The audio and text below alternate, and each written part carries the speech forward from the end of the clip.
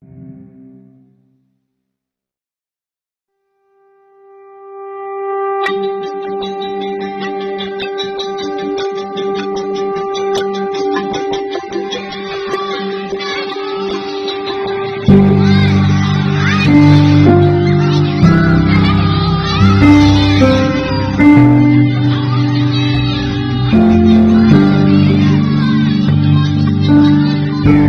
a dad is one of the great privileges of my life. Give my son a BB gun, and that's just about all the emotional support he needs. My daughter, on the other hand, I've heard people say that there are no differences between male and female. Those people are idiots. I'm a husband. I'm a father of 4. I host a talk show. I give speeches. I write books. I like to make sense of things. But making sense of females is a whole other matter. Even astrophysicist Stephen Hawking, who could come up with a theory on black holes, was completely dumbfounded by women. Women. They are a complete mystery. And now our culture is telling us that the differences between girls and boys don't matter. That if you identify as something, then you are that thing. How do we help our kids make sense of this when they're bombarded with conflicting messages about gender and identity? Forget trying to figure out women. The real question is, what is a woman? As you grow, your body changes from that of a young girl to that of a woman. Soon, Molly will be a young woman, having dates, going to dances in lovely romantic dresses. The boy's shoulders are broad and his body muscular, while the girl's body is more curved. I'd like to know more about different kinds of hormones. Presence of these hormones in the blood brings about many changes in the bodies of both boys and girls. Being a woman is one of the things I like best about myself. I think you'll like it too.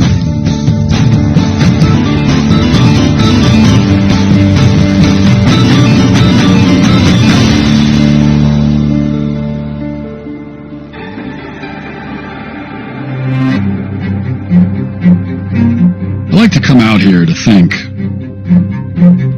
Nature seems to always tell the truth, even when we don't want to hear it. Truth is, I'm not very good at fishing. But what is truth? Is there a truth? Is this what progress looks like? Can my boys really become girls? Do I have 4 daughters?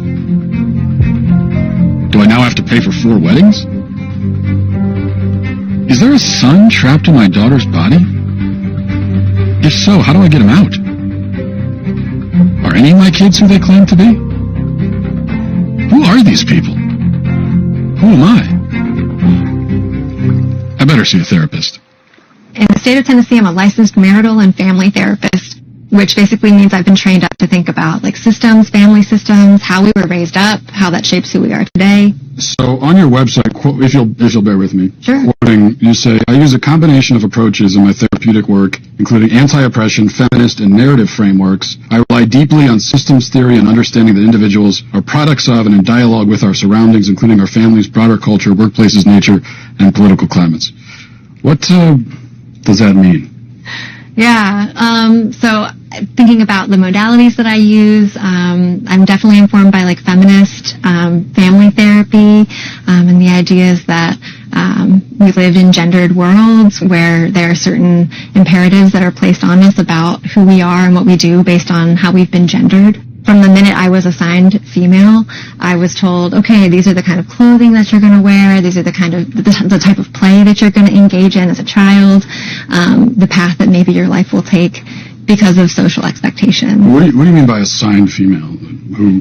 Who assigns female? Yeah, so most times people, when they're born, they're assigned a gender by the doctors. Yeah.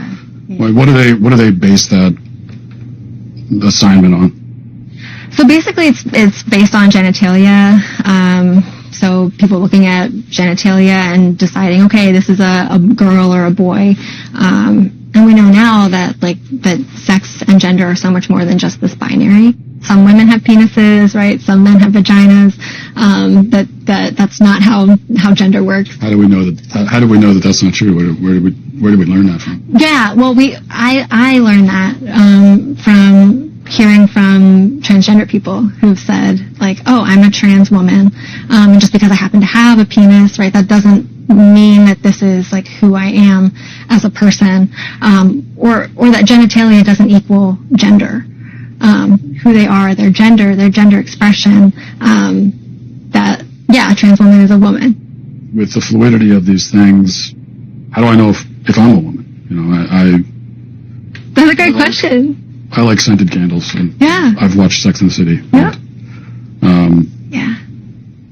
so how do I know? Yeah, Matt, that question right there, like, that question is, like, when it's asked with a lot of curiosity, right, that's the beginning of a lot of people's, like, gender identity development journeys.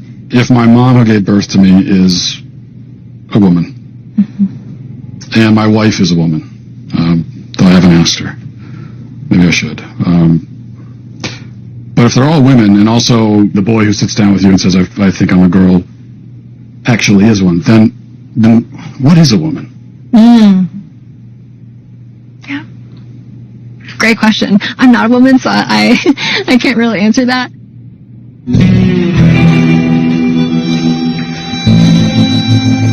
I thought therapy would make me less confused. Am I the only one feeling this way? I need to hit the road and find out.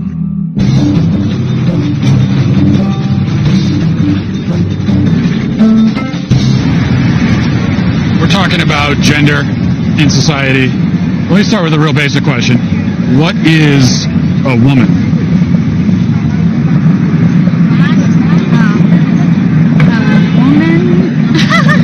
I don't want to assume, but you guys are all women? We're women. So how would you define it, like in the simplest terms? That is hard. Yeah, it is. It is a stumper. A woman is someone that likes to be pretty and think of themselves as a delicate creature. I'm pretty indelicate. Okay. I could be a woman too. Yes, you could. Defining womanhood is just a project of someone who identifies as a woman. Yeah, but what do they identify? You see what I'm saying? What do they identify as? They identify as a woman, but what is that? I honestly don't know. It's a simple question. So why is it so hard to answer? This is going to take some serious investigation.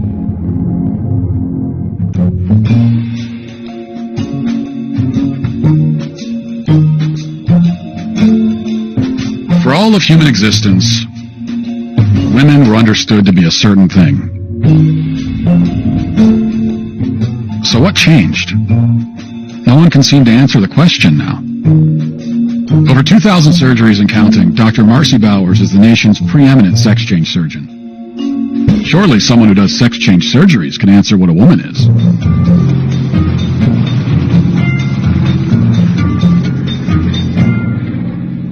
Dr. Marcy Bowers, first of all, thanks for talking to us. My pleasure. So you're a world-renowned gynecologist and surgeon. You're also a transgender woman. Can you tell me a little bit about... Well, I mean, I identify as a woman, but... You're a woman, right. I'm a woman that's my life, day to day, but I have a transgender history. So one thing on your website, it says gender-affirmed, GAV, gender-affirming vaginoplasty. What is that exactly? A vaginoplasty is creation of female, a female vagina and vulva. We're altering the physical characteristics of the individual to fit better with a gender identity that is female. This is all constructed from the penis? Yes, that's right. The surgeries are quite refined in the sense that they really, not only do they look like female anatomy, but they also function that way, for the most part. I mean, certainly it's a bit of a Faustian bargain. You know, it's not perfect. Does anyone ever regret their surgeries? Or, well, we know they do, but how often do people regret their surgeries? Well, actually, we don't know that they do. There are legitimate detransitioners, and there are people who truly feel that in their journey, they may have made a mistake. Now, fortunately, this is a really, really uncommon phenomenon. I don't know if you've ever heard of people in the trans-abled community. These are people who are physically able-bodied but feel like they should be disabled or identify as such. For example, a man who has 2 arms but feels like he should have 1. If a man in this kind of marginalized community went to the doctor and said, I want to have my arm cut off, do you think that doesn't have anything to do with gender identity? Well, it's someone's self-identity, how someone identifies. That's someone who has and I'll accept it as a mental diagnosis, a psychiatric condition. I don't even pretend to know what aptomenophilia is all about, but somehow it's the idea that you're fascinated or charmed by having a limb or part of a limb missing. Okay, I would say that's, pardon my non-medical language, kooky. You don't see any? You think this is totally irrelevant? Yep. So, the biggest, broadest question is, but what is a woman? A woman is it's a combination of your physical attributes and then what you're showing to the world and the gender clues that you give. And hopefully those match your gender identity. The critics on the other side of this, of this issue. There aren't many, but go ahead. There aren't many who would disagree with what you're saying about. Well, the dinosaurs of the world are certainly out there. Yeah.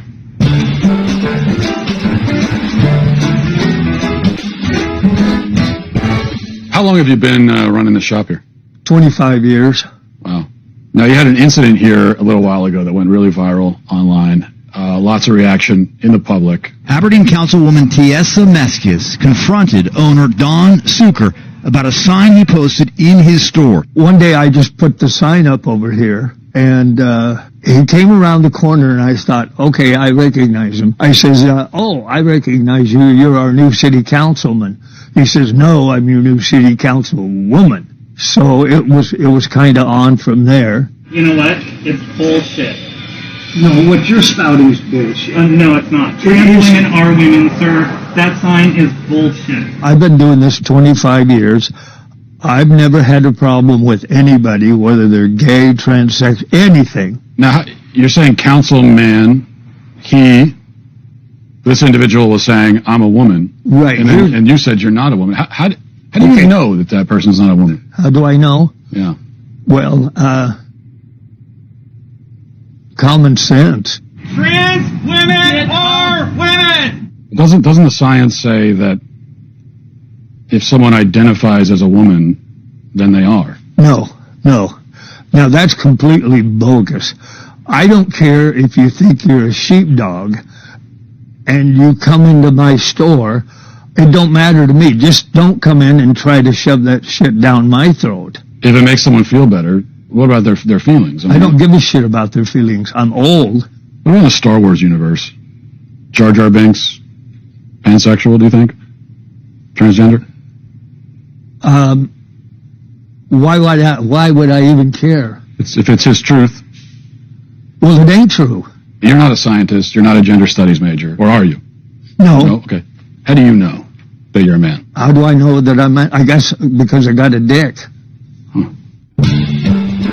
Well, I guess Don isn't overthinking it. He admits he's not a gender studies major.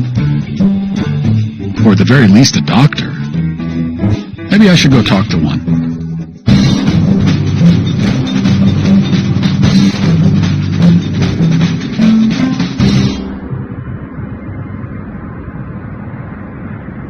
My name is Michelle Forcier, and I have a medical degree from University of Connecticut, residency, University of Utah Pediatrics, and I've worked for a number of different Planned Parenthoods for 20 years. I do advanced contraception and abortion as well as gender hormones and sort of looking at the whole sort of schema of gender, sex, and reproductive justice. So you've done a lot of work in this field. Can you just start by telling us? Sure. At what age can a child first begin to transition into another gender or identify themselves as a gender different from how they were born? Yeah. Well, I mean, there's research and data that show that babies and infants understand differences in gender. Some children figure out their gender really early, and the reason why we say, oh, that's interesting or important is because they're figuring out their gender identity is not necessarily congruent with their sex assigned at birth. When the doctor sees the penis and says, this is a male, has the sex of male, that's an arbitrary distinction. Telling that family, based on that little penis, that your child is absolutely 100% male identified, no matter what else occurs in their life, that's not correct. So what is gender affirmation care? You're a big proponent of. If we walk through, a child is sitting down with you, is questioning their gender. What's the gender affirmation process? Affirmation means that as a pediatrician, as someone who says my job is to provide the best medical care for you, is I need to listen really carefully. And how I put it in words for kids so that they can understand it is, tell me your story. Where have you been in terms of your gender and your gender identity? Where are you right now? And more excitingly, where would you like to be in the future? Have you ever met a 4-year-old who believes in Santa Claus? Mm-hmm. So this is someone who believes that a fat man is traveling through the sky on a flying reindeer at lightning speed, coming down his chimney with presents. Yeah. Would you say that this is someone who maybe has a tenuous grasp on reality? They have an appropriate 4-year-old handle on the reality. Agreed. That's very real for them. Agreed. But Santa Claus is real for them, but Santa Claus is not actually real. Yeah, well, but Santa Claus does deliver their Christmas presents. Well, yeah, but he's not real, though. To that child, they are. When I see a child who, believes in Santa Claus, and then, let's say this is a boy, and he says, I'm a girl. Mm-hmm. This is someone who can't distinguish between fantasy and reality, so how could you take that as a reality? I would say that as a pediatrician and as a parent, I would say how wonderful my 4-year-old and their imagination is.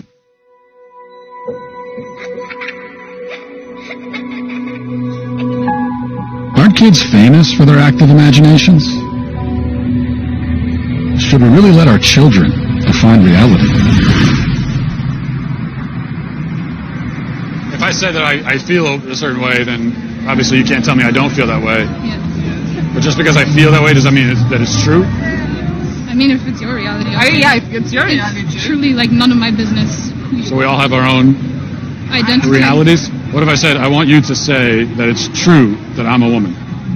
Would you say that? Okay, you're a woman. I would also say that. If you want. Yeah. I honestly don't care. Like, whatever makes you happy. What's true to you can be false to me. So, like, it's like... What if I said that it's true? My truth is that you don't exist. Does that mean you no longer exist? I mean, if that's your truth, sure. I don't. Because But you do. I mean, if you're saying that I do, then I do. Well, but even if I said that you don't, you still do, because we're having this conversation. I mean, are we? I think so. I mean, I thought... That's what you think. Well, I should have known it would be hard to define reality in Hollywood. I should probably look to the place where truth is the foremost pursuit. The American University.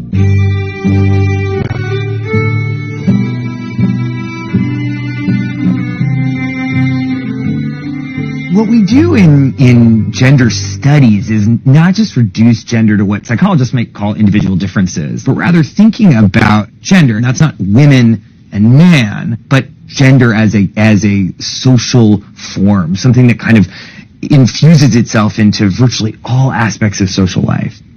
Let's talk about that then. I guess we should start with, we've got gender and sex, right? Yeah. What's the difference between the two? Is there a difference? I saw that in your questions and I thought, my goodness, this is what we spend an entire semester kind of thinking through. But what we tend to think about in the social sciences today is that sex refers to a set of biological characteristics and gender is a social construct or category. what I think is often misleading about that characterization is allowed to be sort of messy and complicated. But in that framing, when you split them up into these wholly discrete constructs, studies scholars, and really more specifically people who study gender and sex, we're not talking about sexuality right now, in the kind of academic universe that I travel in, is that we see how deeply gendered ideas, cultural ideas about masculinity and femininity, maleness and femaleness, both in humans and in lots of other animals. So are gender and sex two different things, or? Well, I think that they both are and they aren't. I'm comfortable saying that gender and sex are two different constructs, but they're deeply intertwined with each other. We're talking about gender and sex, and there's a lot of controversies there. If we're talking about a trans woman has all of the male physical characteristics, so would that not be a male then? Couldn't we plainly say this person is a male? Well, I guess it's like, why are you asking the question? I think I want to understand sort of why that's so important. So if someone tells you... Just to sort of understand reality, you know? Well, I mean, I think when someone tells you who they are, you should believe them. So if a person says that they're a woman or they're a man, then that's them telling you their gender is. I'm not so sure what social... interactions would have to do with maleness or femaleness that would. Well, I'm not even talking about social context. I'm just trying to start by getting to the truth. You know. Yeah, I mean, I'm really uncomfortable with that language of like getting to the truth again in social life. Why is that uncomfortable? Because it sounds actually deeply transphobic to me. And if you keep probing, we're going to stop the interview. If I probe about what the truth is? You keep invoking the word truth, which is condescending and rude. I'm saying to you... How is the word truth condescending and rude? Why don't you tell me what your truth is, and you're walking on 30 seconds more of thin ice before I get up. What my truth is? Well, I don't think I really have a truth. I think that there's just the truth, like the reality. And so we should begin by trying to figure out what the reality is. And why are you concerned with when someone else tells you that they're a man, or even if they use the word male, why are you concerned with not believing them? Well, you keep bringing it back to, how do you respond in a social situation? But that's what I do. I'm a social scientist. Well, right, but we're in a university. This is a place of understanding truth, isn't it? Or absolutely, we pursue truth, and I'm a social scientist, and that's what I do. You just said the truth is transphobic. That you would say, if you're saying the truth is that I get to say, you're not a man, show me your genitalia, that's transphobic. No, I don't want to say anybody's genitalia. I just mean, someone can make a statement about themselves that could be untrue. Like, for example, if I were to say that I'm a black man, would you accept that, or would you be skeptical? Are you black? Are you African American? Are you biracial? I don't think so. Okay. Well, you don't look that, and I don't think it doesn't sound like that's a genuine statement of who you are. Okay, so that's my point. I could make a statement about who I am that's incorrect. Of course, I think it's well established that human beings can lie, yes. Or not even lie. I mean, I could just be mistaken. Yeah. Sure what you're doing. I guess this all comes down to really one question. Especially women, gender, and sexuality studies. So what is a woman?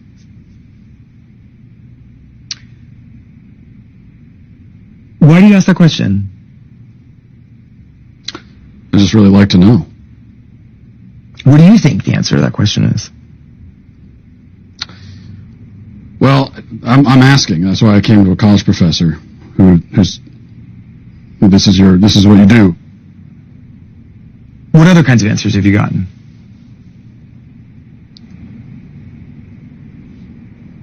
A lot of like this, where you're not answering, and I've gotten a lot of that. So I think it's interesting that you say that some of the people you've interviewed have been reluctant to answer it, and I think that has a lot to do with the questions that preceded it, and the way that you've conducted yourself in the interview. How have I conducted myself? How do you think you've conducted yourself? You just really don't want to answer the questions, do you? I came today very willing and enthusiastic about answering questions about women and gender sexuality studies, which is what I do. You wanted to answer questions about women's studies, and so shouldn't the first answer you should be able to provide is what exactly is a woman? Well, for me, it's actually a really simple answer, and that's a person who identifies as a woman. But what are they identifying as? As a woman. But what is that? As a woman. Do you know what a circular definition is? I do. It's sort of like what you're doing right now, where a woman is a woman. Mm-hmm. Well, because you're seeking what we would call in my field of work an essentialist definition of gender. I think it sounds like you would like me to give you a set of biological or cultural characteristics that are associated with one gender or the other. I'm not seeking any type of definition. I'm just seeking a definition. Yeah, and I gave you one. Well, now I can say I've been to college. Glad I didn't pay for it. Is there anyone willing to give me a straight answer? Ideally, somebody with a bunch of medical degrees on the wall. Dr. Grossman, thanks for talking to us. You're a psychiatrist, medical doctor, and you've done a lot of work in child psychiatry. What is transgenderism from a psychiatric standpoint? The best way to approach it is by speaking about gender dysphoria, which is an intense loathing and discomfort with one's biological sex. They exist anywhere between 1 in 30,000 people and 1 in 110,000. It's important to distinguish those people from what's happening much more recently, which is kids that never had any discomfort or dysphoria, as it's now called, with their biological sex. And then quite suddenly, as preteens or as adolescents, they come out and they announce that they are gender fluid, or they start to question their sex. So first, let's define the terms, sex and gender. Yes, please. Sex is biology. Sex is unchanging.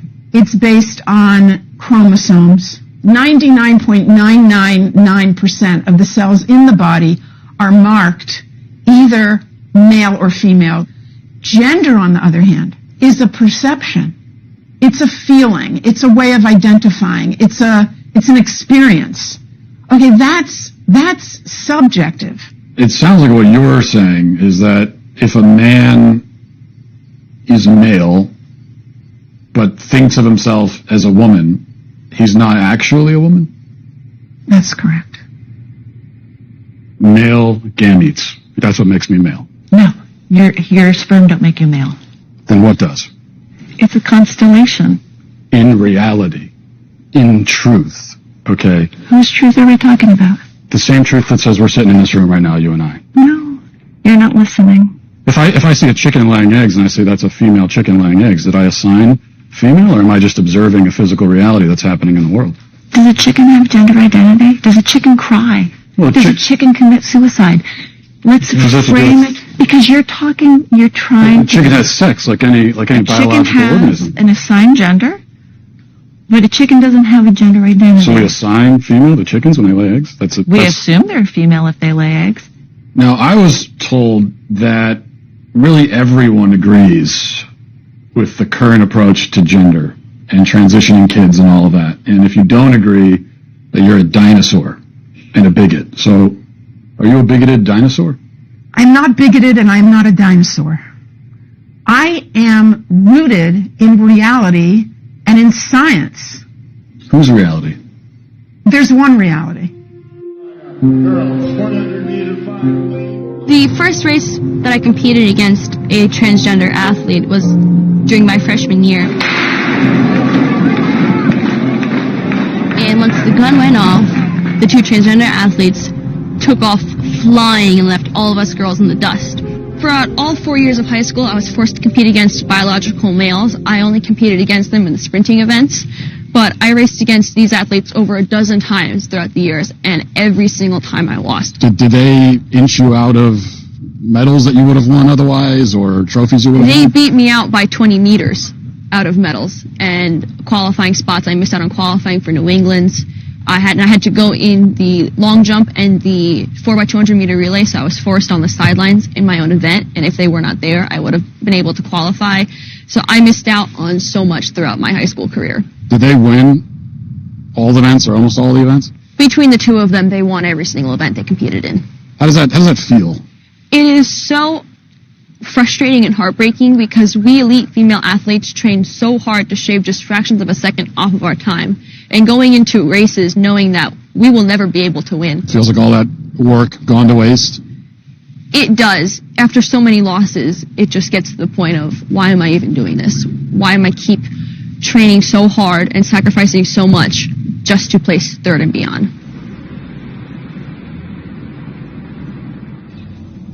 Case in Connecticut, there were two male track runners, They were trans girls. right, and who decided that they were going to race against the girls.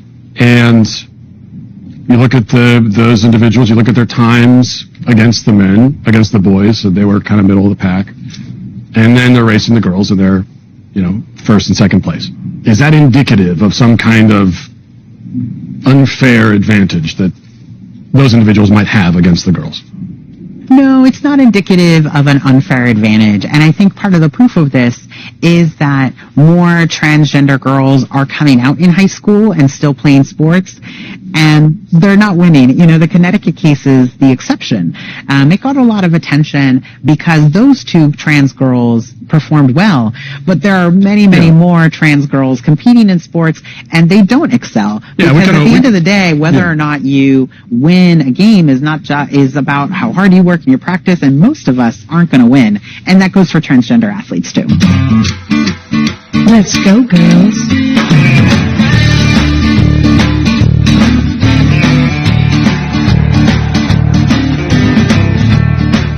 The norm is that transgender youth don't win that much in sports games. Alana McLaughlin was very appreciative for Provost to take this fight. I don't know how appreciative it is now, but she got a couple punches in. It is very much the exception when a transgender young person does win. And the tap! And it's because there's not really an advantage to being trans. Only a few people are going to lead the pack. There are some slight differences, but does it translate to a competitive advantage? I think you'd be very hard-pressed to prove that.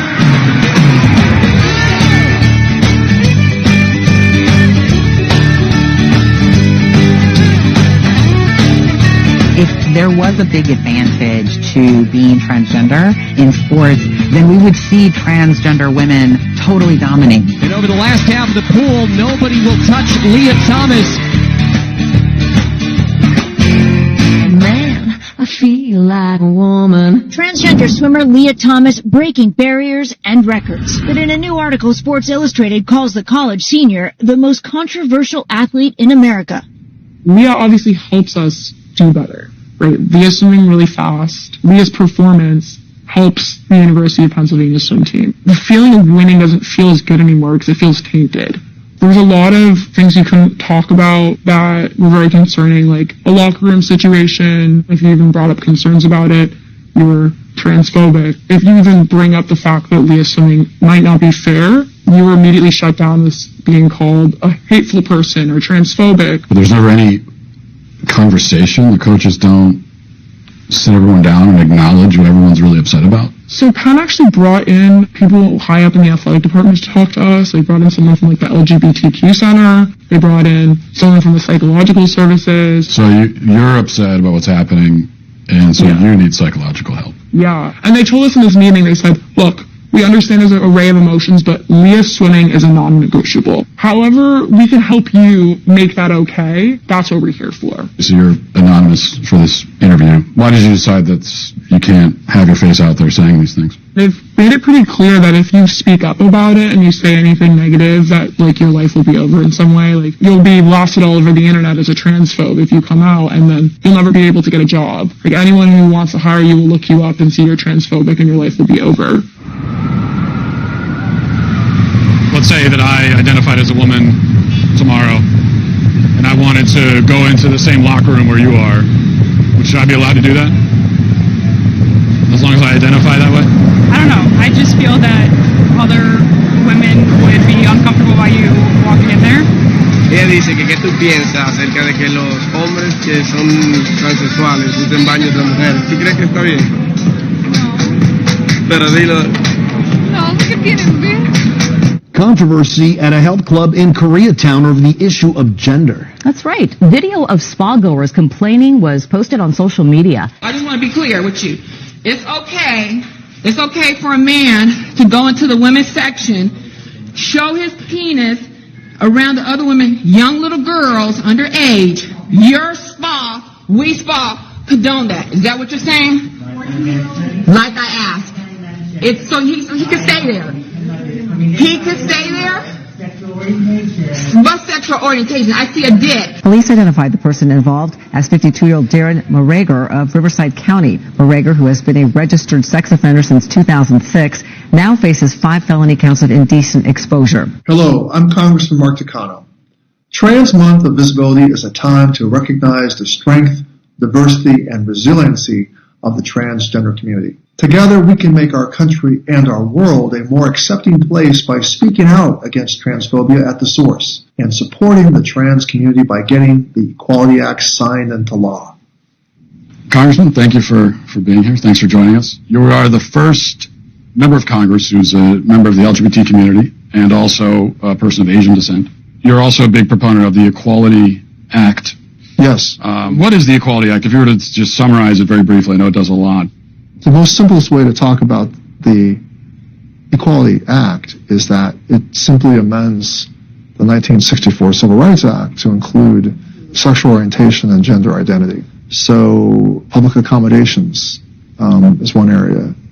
What's a way that someone who's LGBT could be discriminated in public accommodations currently? Currently, public accommodations is the whole area of, hotels and motels and bathrooms and sports teams. Is that? I say bathrooms, sports teams, athletic events. Let's get into more specific policy issues. There are some women who say, and I've talked to a few who say this. They say, hey, I'd like some privacy in the bathroom. I'd prefer not to encounter naked penises, frankly.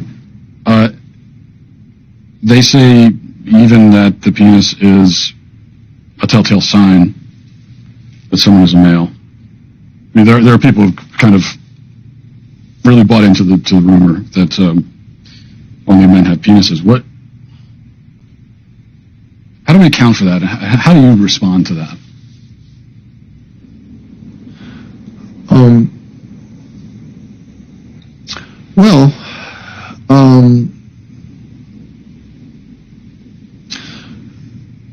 What I would say is that most transgender people that I know, and it's a very, I think, distinct minority of people. It is a very, I think, we're talking not about a lot of people. I think a person who wants to use a women's bathroom, who identifies as transgender, really does think of themselves as a female. So how we go about trying to,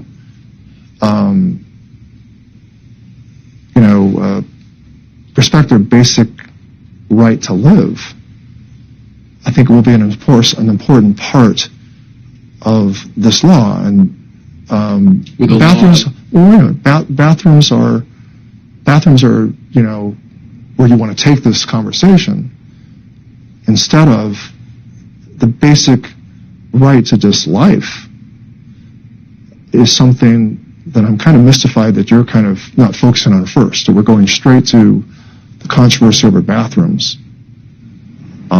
So, you know what? I think this interview is over. Yeah. I think this interview is over. I just had one last question.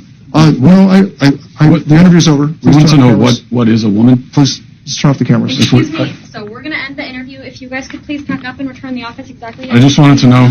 Okay. I came all this way to know what. Thank you. For their fair question, I just wanted to know what is a woman. And you're not going to find out.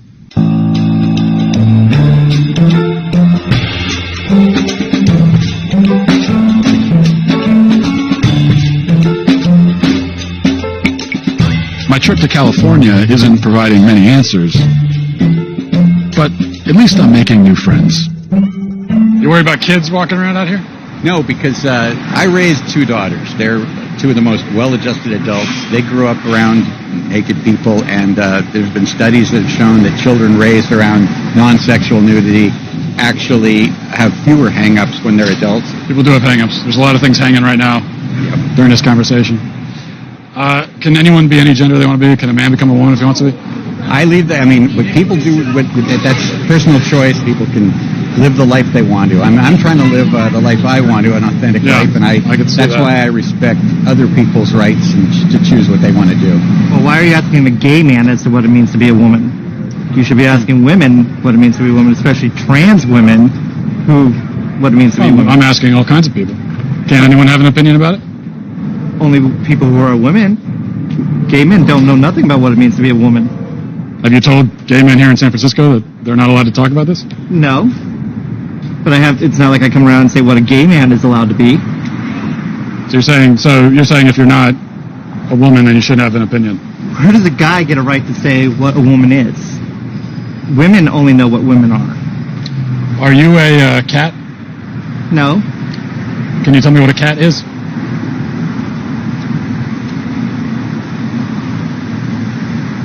This is actually a genuine mistake. I am sorry I even came up here. Do you want to tell us what a woman is? If my friend in the purple hat is correct, and only women can tell me what a woman is, I guess I need to go where the women are.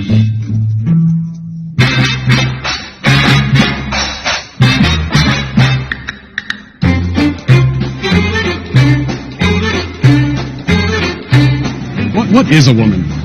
Can you tell me that?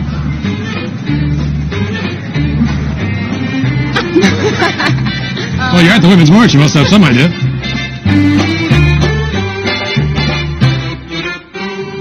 So, I see girls, vagina. Does that mean that they're the only people who can get pregnant? If men can get pregnant too, I think they want the right to choose. But men can get pregnant? We're saying someone who was born as a woman but identifies as a man. That's a real man. It's a real man? Yes. So men can get pregnant? Yes, if we're saying, yes. If they have the parts to do so. Is it just women that give birth, or is it? I guess, yeah. So men can give birth too? Anyone with a vagina. But that could be a man or a woman. Well, I mean, I think that's the whole point, right? That it's fluid. The way that we define these things changes a lot. What are you doing here? I'm asking these questions. Okay. I'm trying to figure out what a woman is. That's why I'm here. And this is the Women's March. I figured this is a good place to find out. I've come all this way to ask that question. Can anyone tell me what a woman is? You are not here for women. We ask you to leave. What is that? How am I harassing? I'm asking a question. Whose body? What is a woman? Can anyone here at the Women's March tell me what a woman is? How about you tell me what a woman is and I'll put a mask on? Sir, tell me what a woman is and I'll put a mask on.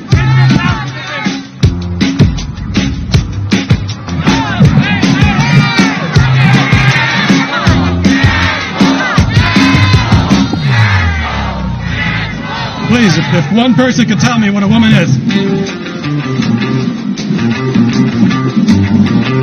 Do you guys know what a woman is by any chance? No idea.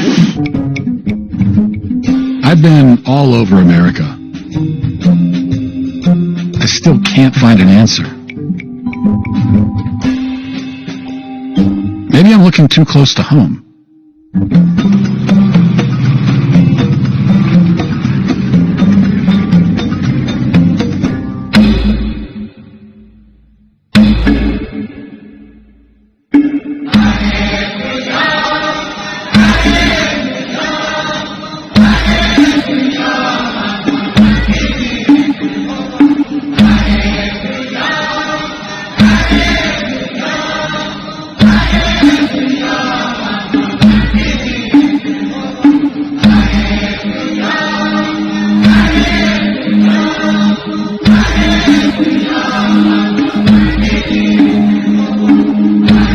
We came a long way to come and talk to you guys, thousands of miles from America.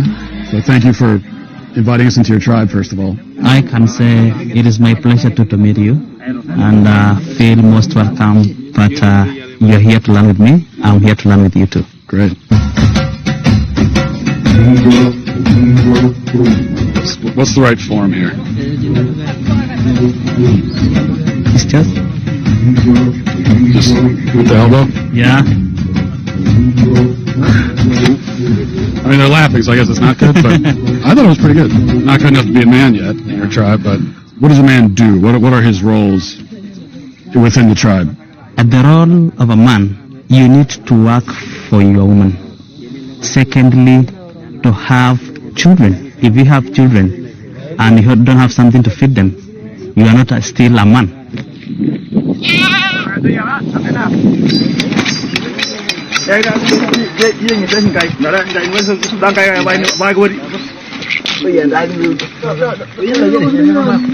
Yeah. Okay. There you go. All right. Yeah. Okay. That's the blood.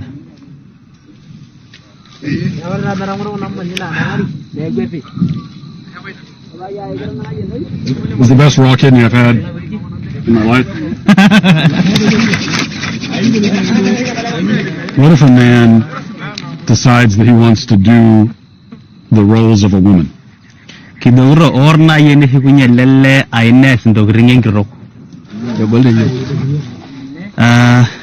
In Maasai community, it will not exist at all. Doesn't exist? What if a man decides that his gender identity is woman?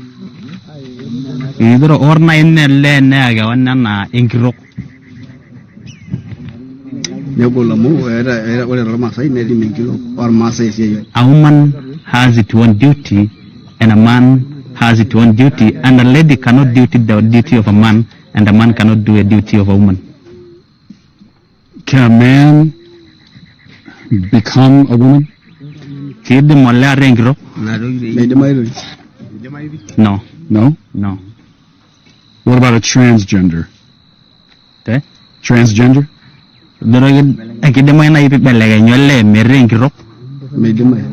No. No? It look like if you want to become a lady but you're a man, you have something wrong in your mind.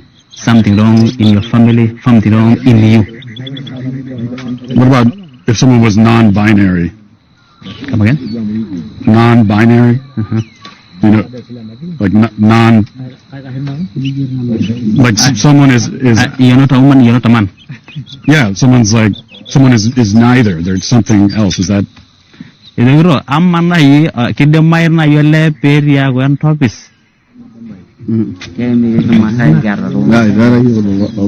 He's saying we have never seen things like those. For a man, he has a penis. For a woman, he has a vagina. So we know this is a lady, this is a man. What if it's a woman with a penis? What?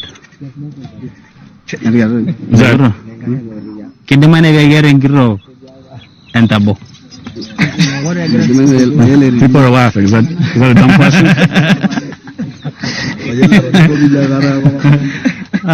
They're just laughing because they have never heard something like that. This is their first time. They never heard it before. A woman have a penis and she is a woman. In my country, I can't go a day without hearing it. We hear it every day. So in my country, sometimes you'll hear people say, a man will say that I'm a woman trapped in a man's body, and so they say that I have a woman trapped inside me. They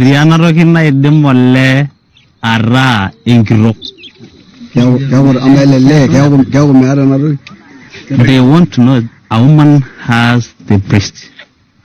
Yeah. Secondly, she has a vagina.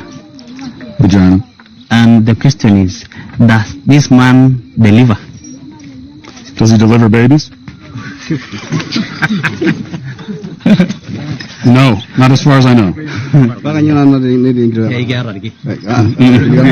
The question is, let's say if you want to sleep a woman, definitely you'll do sex. Sex with a woman, yeah. And you the vagina, is it? But for the man, where do you He asked that question. I don't know all the logistics of it. Based on what I'm saying, would you ever want to move to America?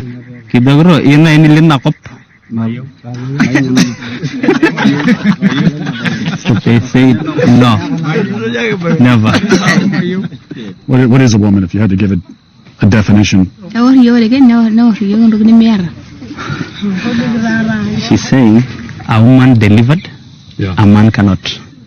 So it sounds like you don't spend a lot of time thinking about gender. You just kind of live your lives. You don't think much about it. He said no, because we believe that's a God plan. God's plan? He's saying that I'm shocked on what you are telling me. You're shocked? Yeah. The Maasai people don't think much about gender, but they have a firm sense of their identity. It's clear that gender ideology is a uniquely Western phenomenon. So where did all this come from? Who came up with it? And why? Matt, I want to show this to you. You're a parent, right? Okay? It's perfectly normal for 10 years and up. Here's just one page I want you to see here.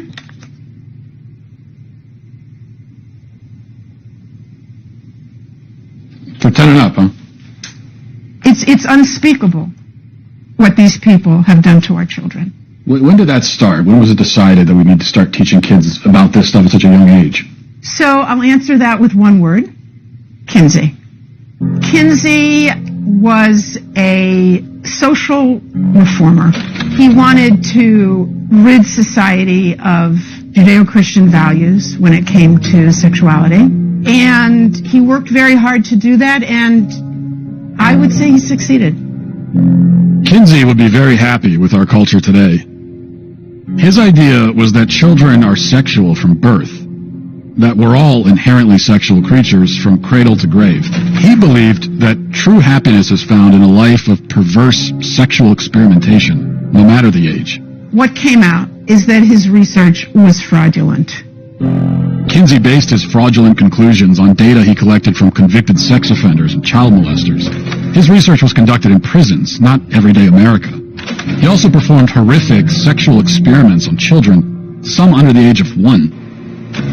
His most influential book, Sexual Behavior in the Human Male, contains an infamous chart called Table 34, which documents the orgasms of very young kids, including babies as young as 5 months old.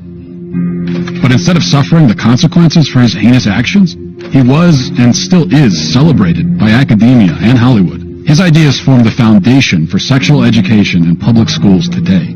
How do we get from this to you can choose your own gender?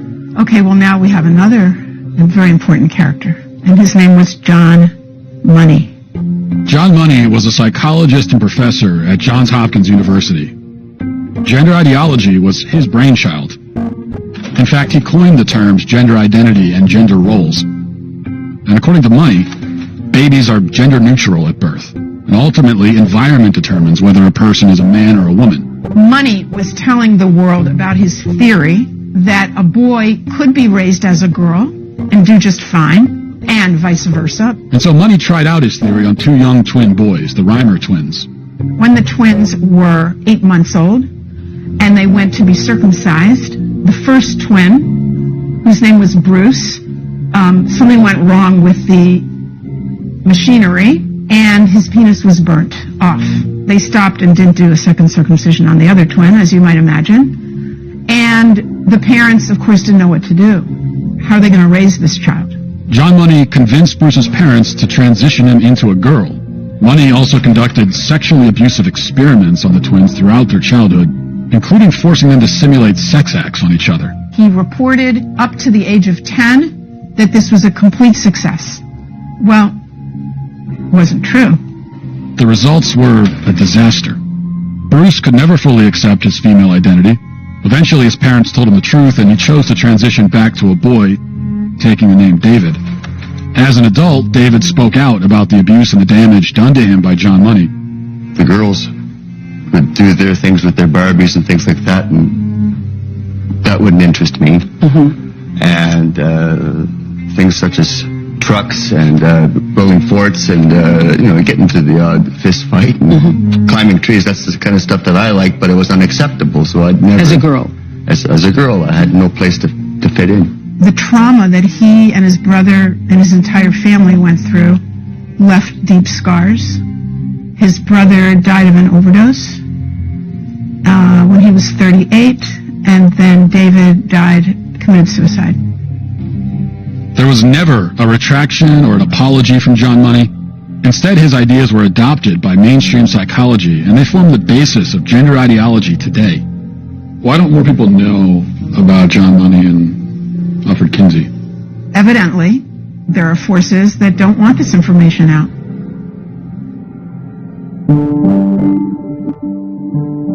I never fit. I was an alpha female, a sales executive that kind of just didn't fit in any box. When psychologists or somebody that I was in love with or whatever said that I was in the wrong body, I started to think, well, maybe I am. I'm a biological woman that medically transitioned to appear like a male through synthetic hormones and surgery. I will never be a man. Is it transphobic for me to tell the truth? Why is it that a couple hundred years from now, if you dug up my body, they're going to go, yeah, that was a woman, had babies? Can you tell me about the procedures that you had? I've had 7 surgeries. I've had 1 stress heart attack. I've had a helicopter life ride with a pulmonary embolism. I've had 17 rounds of antibiotics. I had 6 inches of hair on the inside of my urethra for 17 months. Nobody would help me, including the doctor that did this to me because I lost my insurance. I get infections every 3 to 4 months. I'm probably not going to live very long. Was there any real discussion of the risks and the side effects? No, there's not. And I know that people want to think that there is, but there's not. The truth is that medical transition is experimental. We have studies that said that medical transition helps mental health with kids. They've all been retracted, modified, changed. But the only long-term study tells us 7 to 10 years is when transgender people are the most suicidal. After surgery. But that's transphobic to say.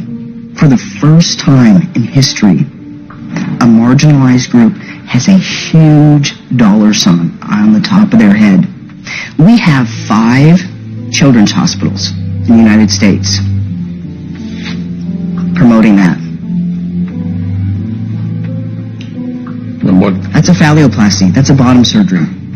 We have 5 children's hospitals in the United States telling girls that they can be boys at $70,000 a pop in a surgery that has a 67% complication rate. That will kill me from infection that I can't sue on, butchering a generation of children because nobody's willing to talk about anything. I have 3 kids at the age that they're doing this to kids. I'm not transphobic. I love my kids, and I love other people's kids, and you should too. This is wrong on so many levels. Can kids consent? Do you think kids are capable of consenting to this? No, they're not. Being a parent is loving the hell out of your kids and helping them see around corners. What's the youngest patient that you've operated on? The youngest patient I've done vaginoplasty on is age 16. Do you worry that minors just don't understand enough about themselves? They're not neurologically developed enough yet to make permanent life-altering decisions? Absolutely not. A young person's self-perception, one day they may be clear, the next day they may be totally confused and not sure, and you're affirming it with hormones that have never been used in this way in the field of medicine. You're talking about puberty blockers? Blockers and then opposite sex hormones. At what age does the medical transition begin with medication? So medical affirmation begins when the patient says they're ready for it. So that could be a kiddo who is just starting puberty and panicking because they're getting breast buds or their penis is getting bigger and busier and they're worried about all kinds of masculine changes. And that way, puberty blockers, which are completely reversible and don't have permanent effects, are wonderful because we can put that pause on puberty.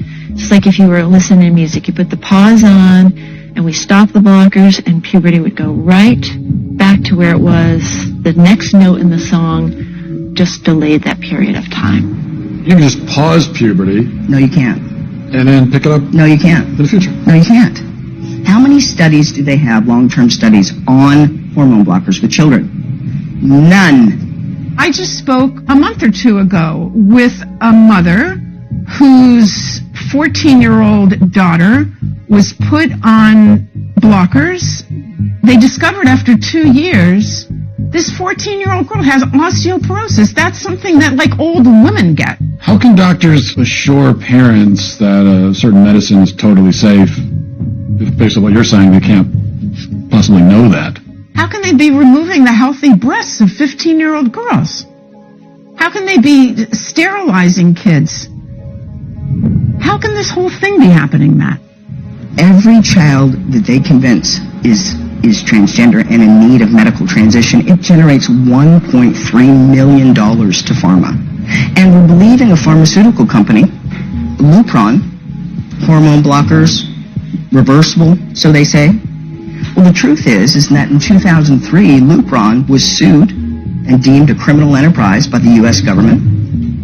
They paid the most fine of any pharmaceutical company at that time, $874 million, wrote a check.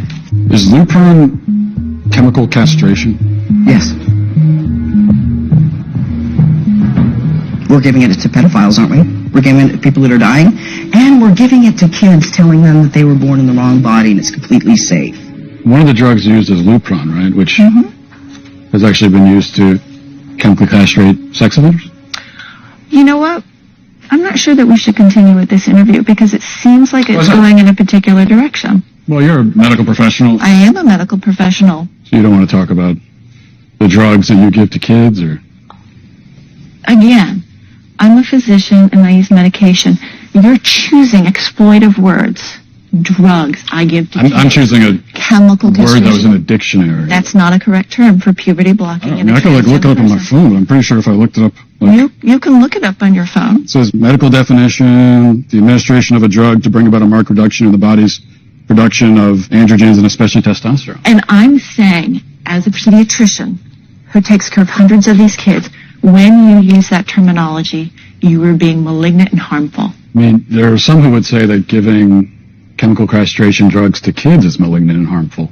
It's about the context of caring for a child and seeing the suffering that kids can have that have not been in affirmative home situations. What do you say to the claim that, well, we have to do this for these kids because if we don't, they'll kill themselves. They'll resort to drugs and self-harm. A lot of them were hurting themselves. A lot of them were suicidal before they even discovered gender. That is never part of the discussion. And they say, what would you rather have? A living daughter or a dead son? If this is what the professionals are saying, it's terrible emotional blackmail. Hello? Hey, is this... This is, yes. Hey, it's Matt Walsh. Where are you right now? I'm in Vancouver, British Columbia, Canada right now. Are you able to leave? I'm not able to leave BC. I can't even go to another province in Canada right now. And it's because I'm technically out on bail. What happened exactly?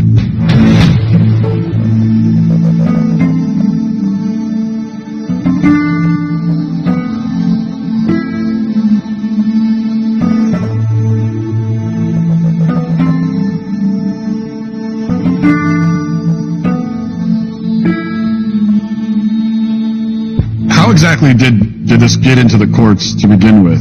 Right, so what happened is we set up a meeting with BC Children's Hospital.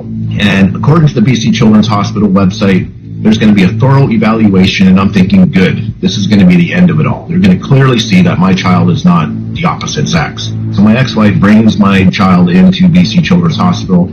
I get a call less than an hour into that appointment is that they were going to pump her full of cross-sex hormones within the hour. And I put a halt to that. I said, no. They agreed to stop for the moment. They figured, well, let's get the dad on board too. This is all going to be better. Let's just get everybody on the same page. I said, it's not going to happen. So I get a letter from BC Children's Hospital in December of 2018, and it says that under the BC Infants Act, they will start injecting my child with cross-sex hormones, and I have 2 weeks to respond with legal action if I so choose. And so that's how I ended up in court, because I did respond with legal action. So you called your daughter a she, and you went to jail for that? That's considered criminal violence to not use the preferred pronouns. It is no different than, let's say, I were to take a broomstick and whack one of my kids over the head. So they were treating it in a similar fashion, that misgendering, mispronouncing my child was the equivalent of family violence. Is she on the hormone pills now? She is. The court ordered that she could do whatever she wanted. 2010 until, I would say, 2016, I would say 80% of my clients were trans youth. Now it is, you identify, you take hormones, you do surgery. There isn't any other pathways. So if you have two parents, one parent wants to affirm the trans identity, the other parent doesn't, who wins that battle? The one who wants to affirm. Every time? Every single time. The goal is to get the parents to affirm the kid.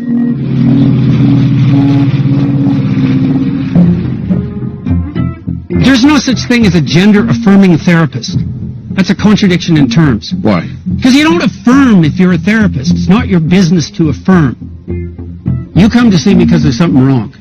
Maybe you come to see me because a destructive element of you is wreaking havoc in your life. I'm on the side of the part of you that wants to aim up, man. That's what I'm on the side of. Okay, now I don't know what that means in your case, but we're going to talk about it. Am I going to affirm what you think? No, it's not up to me to affirm it. You don't get a casual pat on the back from a therapist for your pre-existing axiomatic conclusions. That's not therapy. That's a rubber stamp. Is anybody at any point explaining to these kids the real long-term consequences of hormones and puberty blockers? I don't think they're explaining it to the kids, so that has frightened me, that it's become, that we're even talking to the kids about it at 10. We're presenting it in schools. So this generation, they're the lab rats. Biological sex, binary. It's been binary for like 100 million years, longer than that. Temperament is not binary, temperament or personality. So it's gender. Temperament is gender? Well, gender is not a good word because it's vague and it isn't measurable. So do we need it? Why can't we just say temperament? What do we even need the word gender for? Well, I don't need it. Yeah. But what I would say is that people who talk about the diversity in gender are actually talking about diversity in personality and temperament, but they don't know it. You can have a masculine temperament if you're a woman. Maybe 1 in 10 women have the average temperament of a man. And you can have feminine men temperamentally. And it's not that uncommon because the differences between men and women temperamentally aren't that great. There are masculine girls. There are feminine boys. What are we going to do about that? Carve them up? You, as someone who started your professional life, transgender care. Yeah. Now you're sitting here talking to me. And I'm a dangerous man, I've been told. Mm-hmm. Are you worried about reprisals? Are you worried about how this is going to play among your professional peers? I am worried that I can't have conversations with any other peers. I don't know any other peer that will speak to me around these things that question it. I just don't think developmentally this is helpful to our children. You step wrong as a therapist, you say the wrong thing once and like your bloody career is over. And now it's the same with physicians. How's that going to work? You're going to go have an honest conversation with your physician when he's terrified out of his mind and he'll say something politically incorrect during the diagnostic process? Hey man, you're sick with whatever you want to be. See you later. You want a prescription for something? I left academia because the climate had become too stifling politically, especially when it comes to the topic of gender identity and the science of gender. It is absolutely impossible to do good research. You basically have to decide beforehand what you're going to find so that you don't upset activists, and that is not how you do science. Why has this shift occurred where all of a sudden gender and sex have become so politically and culturally charged? There's a really ugly history between sex researchers and transgender activists. In the past, if any sex researcher spoke out about science that went against activist orthodoxy or particular narratives that activists wanted to promote, they would basically have their personal and professional reputations ruined. So what you see is that only experts who toe the party line and say the things that activists like, those are the people who get attention, those are the people who get lifted up in the media. And also, I would say people are incentivized to go along with the activist narratives and gender ideology because that helps their career. Trans is very cool. Trans is a way of giving yourself value given the way society at the moment is functioning. All of the things that used to give us anchors of identity have become very fluid or very volatile in recent years. And into that context, I think what you find then is new identities start to fill the void or the vacuum. Whereas in the past, I might have got my sense of self-worth from being part of the village where I grew up.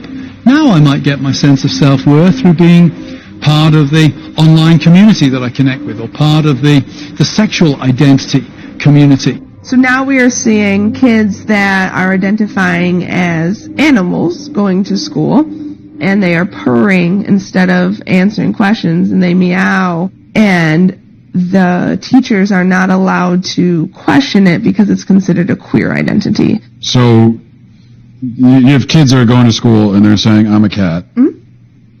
And the teachers have to affirm them as a cat. Yes. So it's not schools just are the young. literal zoos now, basically. They are. I am a 27-year-old transgender woman. I am a wolf therian and a member of the furry fandom. When and how did you discover this inner wolfness? Probably around age 10 or 11. I was watching an anime about wolves and see the wolf running across the screen, and I'm somehow just intrinsically like, oh, that's me. Have you spent any time around biological wolves? Yes. That sounds dangerous also. What context are you? So I was a volunteer with a preserve, and I've also visited many wolf preserves. Are you able to communicate with the wolves? Am I going to have a conversation with a wolf in the way that I'm communicating you and I? Obviously not. Am I going to read their body language, respond appropriately to their behaviors and their nonverbal cues? Yes. Would you be able to give us an example of this wolf communication? No. I'm not comfortable doing so. Okay. All right. How exactly have these ideas become so pervasive? First of all, I think we need to remember that in the West, at least, we have it drilled into our minds from childhood onwards that personal happiness is the key to individual flourishing. Secondly, we think of ourselves in psychological terms. I am my feelings. And in order for me to be happy, I have to be able to express my feelings. I have to be outwardly that which I feel myself to be inwardly. Thirdly, we're taught that interfering with somebody else's happiness is very bad. We need to acknowledge that there are powerful lobby groups, powerful cultural and political lobby groups driving this thing. Hollywood is pressing LGBTQ plus matters in so many movies. We're seeing it in the way Amazon sets up its algorithms. There are all kinds of factors in society that are pushing what would really be numerically a fairly minority interest into being one of the main political focal points of this generation. After my operation, I will be a woman. Why can't she just be a lesbian? Because she's not a lesbian, Mom. She's a boy. Because I was born in a girl's body. Can I ask you a question? Why don't you kiss me? The whole idea of social contagion, that there could be something in one's social environment that could play some role in somebody coming out identifying as trans, would you say that that is definitely part of your story? When I look back, I don't think I would have ever even considered seeing myself as a boy without these social aspects, especially if I hadn't joined these online communities.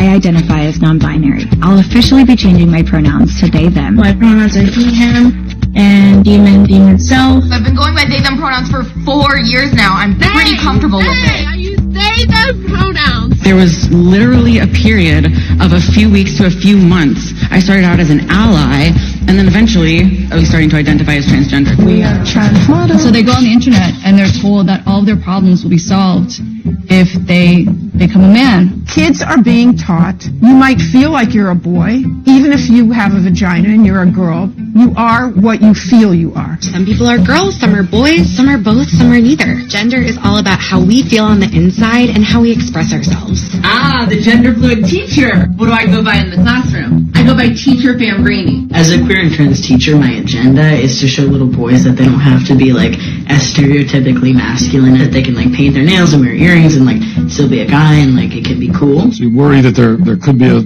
sort of social contagion element of this? A teeny tiny bit, maybe. Looking back on it, it was the same pattern, just kids who were really struggling, kids who were very alone and isolated. They have anxiety. They don't fit in with their peers. They don't know where they belong. Maybe they didn't have a welcoming family life. They just got caught up in these communities online. Then they discover, hey, there's this group of people, and they also don't fit in. They're different. They're not sure who they are. Gee, that's where I fit in. Today is the day before my top surgery. I am waking up tomorrow at 5 a.m. to have a subcutaneous mastectomy. We're telling children when they haven't fully developed that all you have to do is medically transition and you fit in. I was one of those kids. It got me at 42. Your child doesn't have a chance. Transition.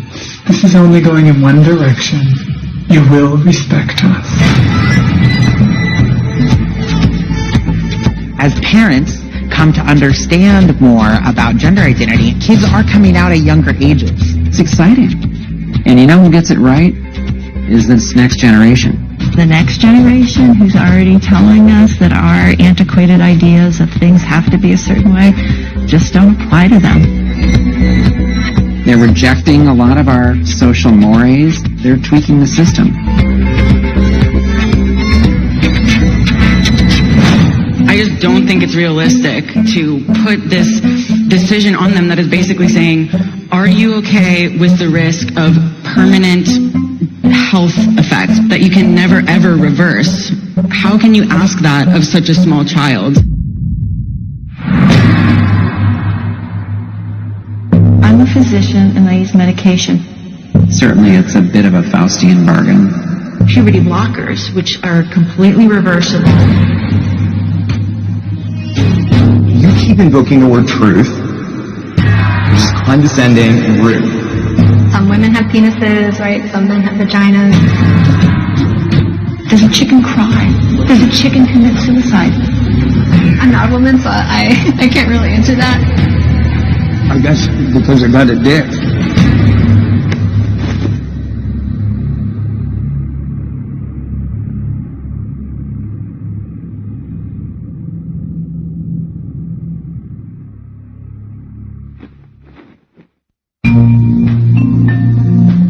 Somehow this madness has infected our entire society. Am I the crazy one? I'm done asking questions.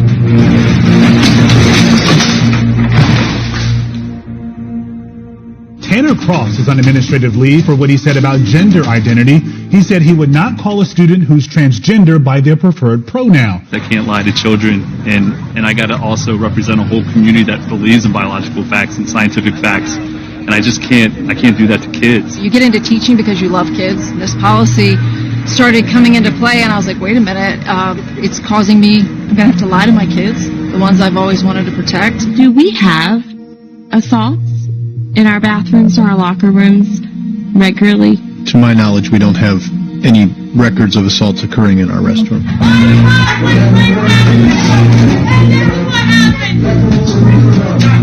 The predator transgender student or person, simply it does not exist.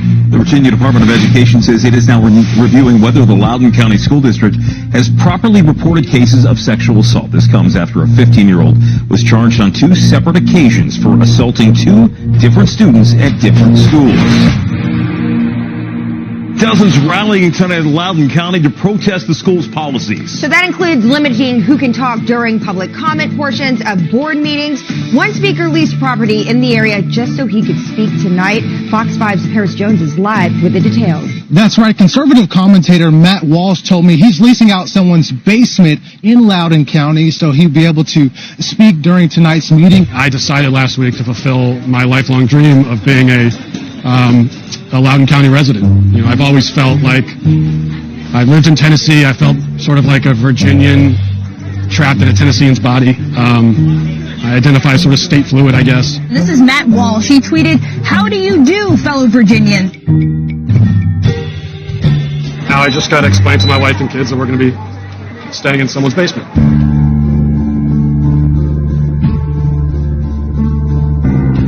They tried to muzzle me by not allowing me to speak. And when that didn't work, they tried to muzzle me with a mask.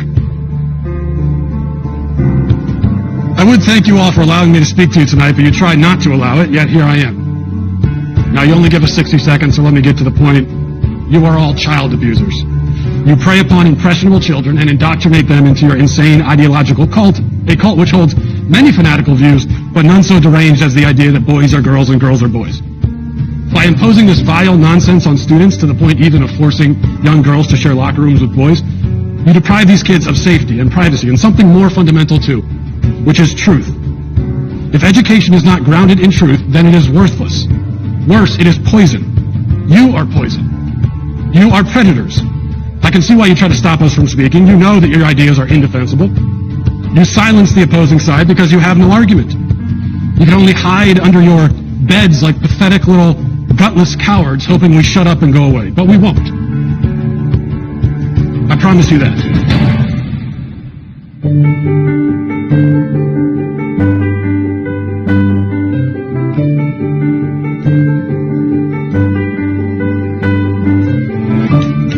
Johnny's a boy with a big imagination.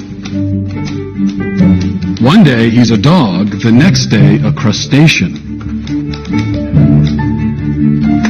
Johnny's mom loves her son's make-believe time. You're Johnny the Walrus till you change your mind.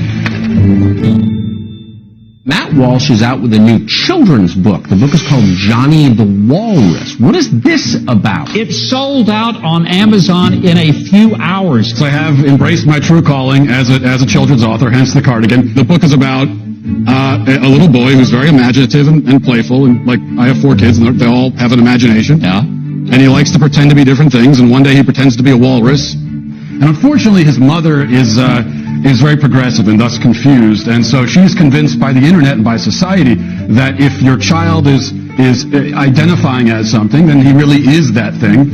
And so she tries to raise her child as a walrus, as a sort of trans walrus, respecting his self-identity. And one morning, he came downstairs barking and clapping, wood spoons for tusks and sock fins a-flapping.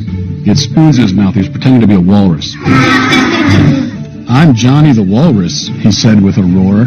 Johnny the Walrus, Nedo Carolo Gueru.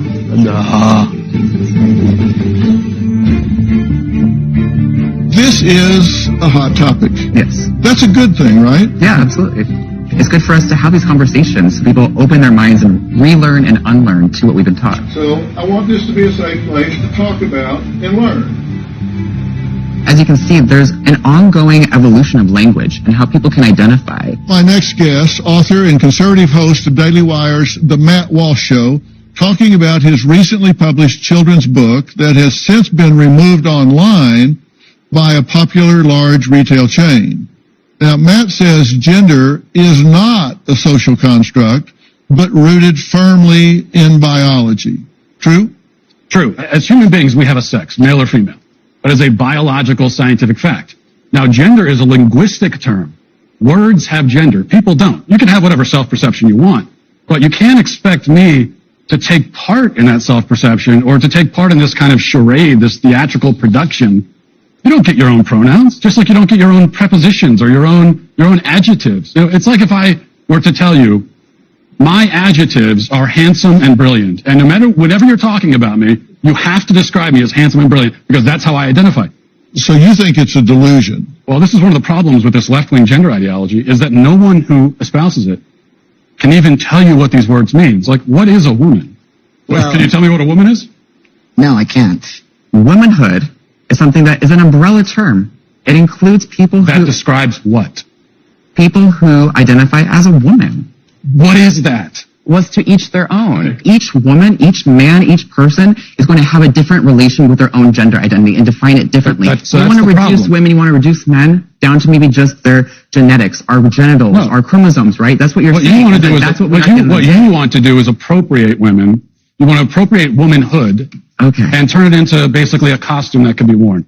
Joining us on stage is Dr. Susie Denbo, Associate Professor at Kent State University. Dr. Denbo, how do you feel those who oppose using pronouns are taking the wrong approach in this conversation? There's the extreme approach that you are admittedly taking, and then there's also just ordinary people that might not be comfortable with the language change. She began by saying that my view is extreme. Okay, so the view that every single person on earth has held up until 15 seconds ago is extreme. They are conflating gender and sex because on one hand they say, well, you got your biological sex, but then your gender is whatever social construct. But then they turn around and say that trans women are women. So a man who identifies with the gender, the social construct of womanhood, actually is a woman. Part of me wants to ask why you care so much, because it's really not that big of a deal. Can I answer that? I care about the truth. So basic truth matters. I want to live in a society where people care about the truth. I care about children, and these insane ideas about gender are being foisted on kids, and that bothers me quite a bit.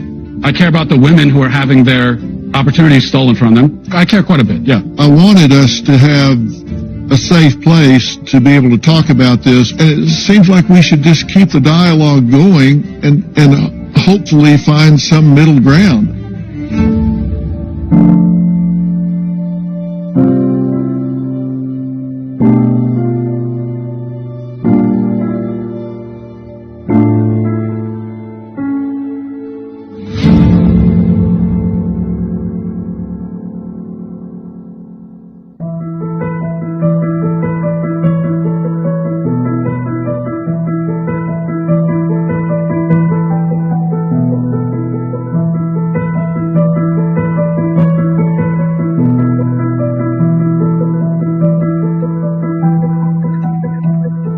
What do you say to parents? A parent comes to you and says, my 8-year-old son is telling me he's a girl. They're great. You're going to have them do an experimental procedure that creates the most suicidal ideation of any other population 7 to 10 years after, transition. And here's what I tell parents. You don't have the right to medically transition your child. We have no research on long-term hormone use. We will be seeing the first generation of long-term hormone use. And we already know, at least with 10 years of hormones, you're giving yourself cancer. What's your message to parents who are trying to cope with this? The first thing is to tell parents that they're not alone. It is our responsibility as a parent to be the frontline defense for our children. And I know with my child, a lot of people will say, was it worth it? Because you now seemingly have lost your child. And I'll say, yeah, but at least I've saved my conscience and my morals and my convictions. And when my child turns 25 and says, Dad, where were you? I'll say, I was there. I was fighting as hard as I could. I was not prepared to let this happen.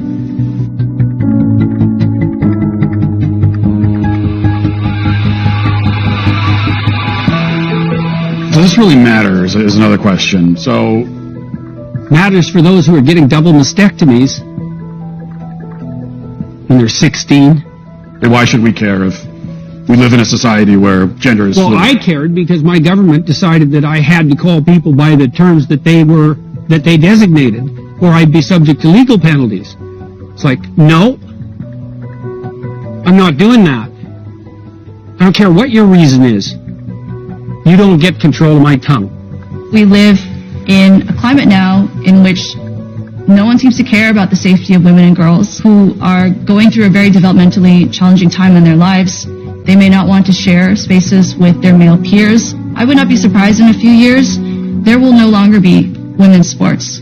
It will literally be men's sports and transgender sports. The question being asked by the trans person is a legitimate one. How can I be happy? The answer being given by having my body transformed to look like the other gender, by having myself pumped full of hormones, clearly isn't working. And we have to find a better and the more humane way of dealing with individuals who are struggling with gender dysphoria. I have the utmost compassion for people who suffer from gender dysphoria. It's a nightmare for them and their families. The vast majority, up to 90% of kids, if they go through a normal puberty, they're going to be okay. They will be at peace with their bodies, and they will have avoided dangerous and experimental medical interventions and surgeries. Maybe we're up against a battle here, up against a hill that perhaps, we're not going to necessarily win today, but if we don't pave the way for a win, we'll never get there. So we're going on this journey. Boys can be girls, girls can be boys, men can be women, women can be men. It makes me wonder, what is a woman? What is a woman? A woman is someone who claims that as their identity. It could be many things to many people. I think the question really brings up the fact that it is pretty relative, right? That if you ask women across race, across identities, across class, across culture, you will get a different answer. Some of it is, based on biology. Some of it is based on hormones. Some of it is based on what you wear and how you present yourself. A woman is not anything in particular. There's no one particular thing. There is not one particular thing. A woman is someone who says that she is a woman and transitions to be a woman. Who says that she's what? Can you define the word woman without using the word woman? That's actually kind of it's a curious question, but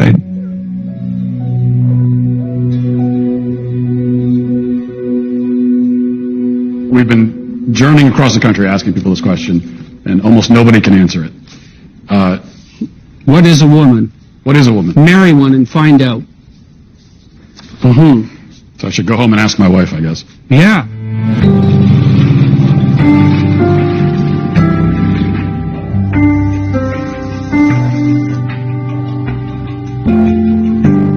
Hey, I've been meaning to ask you something. Uh-huh. What is a woman?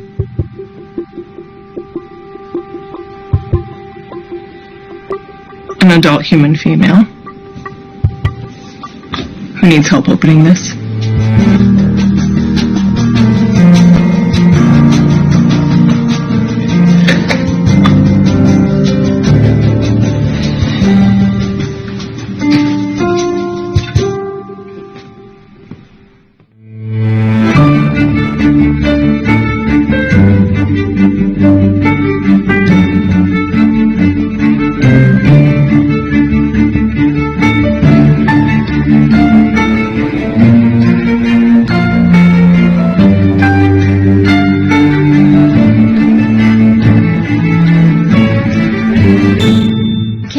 Provide a definition for the word woman.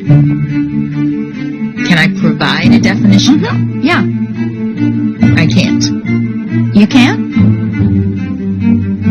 Not in this context. So I'm not a biologist. The meaning of the word woman is so unclear and controversial that you can't give me a definition? Senator, in my work as a judge, what I do is I address disputes. If there's a dispute about a definition, people make arguments, and I look at the law and I decide. So I'm not... The fact that you can't give me a straight answer about something as fundamental as what a woman is underscores the dangers of the kind of progressive education that we are hearing about. Just last week, an entire generation of young girls watched as our taxpayer-funded institutions permitted a biological man to compete and beat a biological woman in the NCAA swimming championships. What message do you think this sends to girls who aspire to compete and win in sports at the highest levels? Senator, I'm not sure what message that sends. If you're asking me about the legal issues related to it, those are topics that are being hotly discussed, as you say, and could come to the court.